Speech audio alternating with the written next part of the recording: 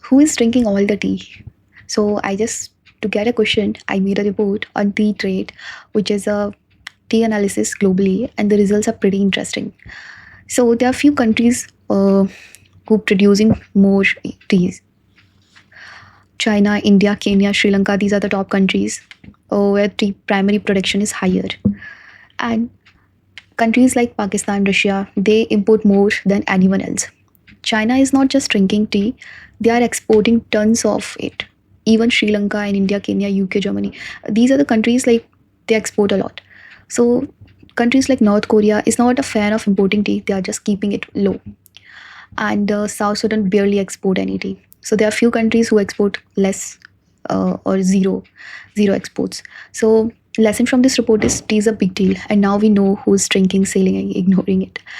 What do you think? Should I do coffee next? But it's pretty interesting insights which I got from this report. Open for your feedback, guys.